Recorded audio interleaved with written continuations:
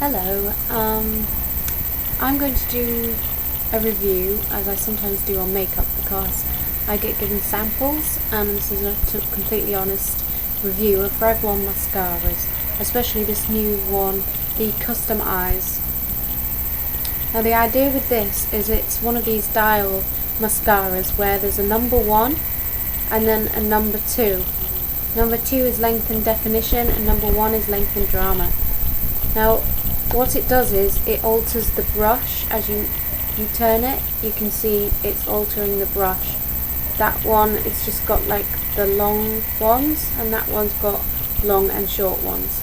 Personally, I find the brush is quite spiky, and I just think it's a gimmick. I'll be honest with you, I love Revlon, but I just think it's just one of those gimmicky mascaras.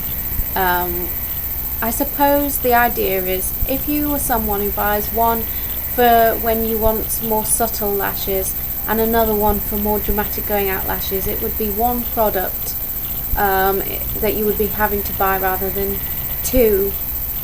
But personally, I didn't get on very well with it, and I didn't rate it that highly, I'll be honest with you. Also, I think the packaging, it's quite small, it's hardly noticeable, it's hard to find in your bag. It's not exactly an iconic shape, and it looks a lot like the Fabulash one that they used to do. What I do like though by Revlon is the Grow Luscious. And now this has a really big brush, but don't be scared by that, and it does have a tip on it, a small narrow bit for the small lashes, but don't be scared by the big brush, unless you have really small eyes, in which case it probably would be a problem. And I have sometimes ended up getting it on my eye. That's the only negative. I will be very honest about this, always am.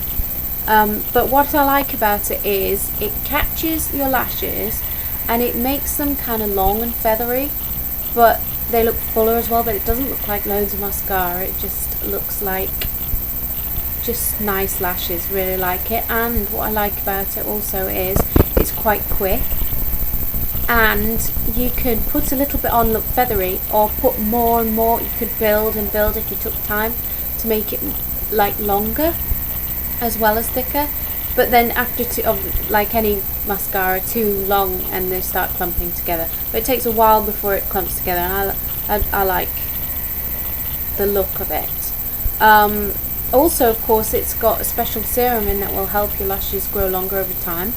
It doesn't crisp up, dry up, flake off, come off unless you go in the shower. You know, it doesn't smudge, and my eyes do smudge over the day, especially at the bottom here. A lot of mascaras are too soft. You know, the soft ones do come off, whereas this one, it's hard wearing but soft, and you can't pull it off at the end. You won't find yourself getting irritated and pulling bits off because it doesn't come off in bits. So it'd probably be good for sensitive eyes, contact lens wearers, because it wouldn't leave any bits to irritate your eyes. And yeah, definitely have seen an improvement with my eyelashes even when I take them off, take my mascara off. Okay, they don't look massive today, but it's good. And if you want really big lashes, they do this one, the Revlon Double Twist. This is great for clubbing, or if you've got like smoky eye, you want some real like drama. This is more natural, but the Double Twist, it is again quite a tricky brush. Don't be scared by it. It does look cloggy, it puts a lot of people off. Now it has a brush part and plastic. It has different it has bits that thicken, and then it has bits that separate.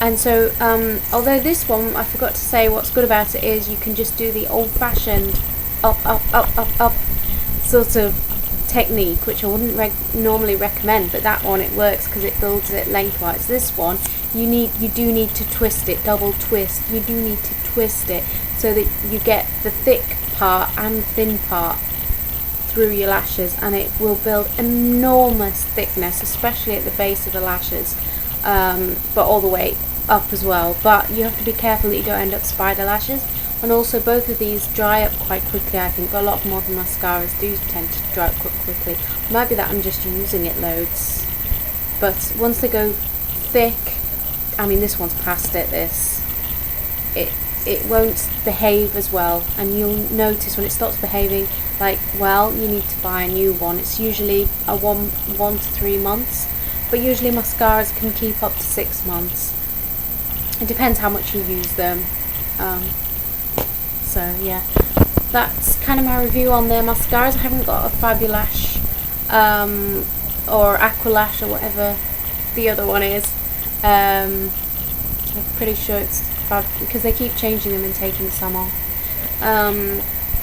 That's that on those mascaras.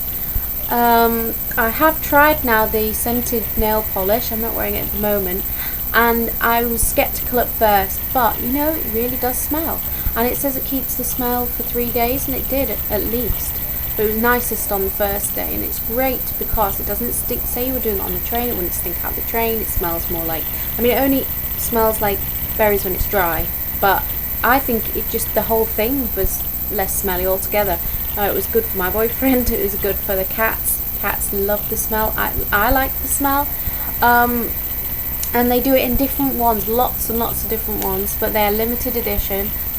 So yeah, I applied 2 coats. The colour's alright. I did want a purple, but it's a bit light, but I suppose it's for summer. They've got lots of different colours. And it honestly didn't last that well. It chipped after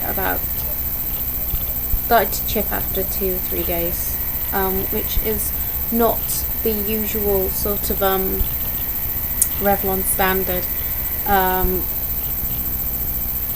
but it's good for a bit of fun. But their usual stuff is good. So yeah, usually Revlon nail polishes stay on about a week because they're not actually nail polishes, they're nail enamels. And I'm talking really fast. So I hope that was helpful. Let me know if you've got any questions below, and thanks for watching.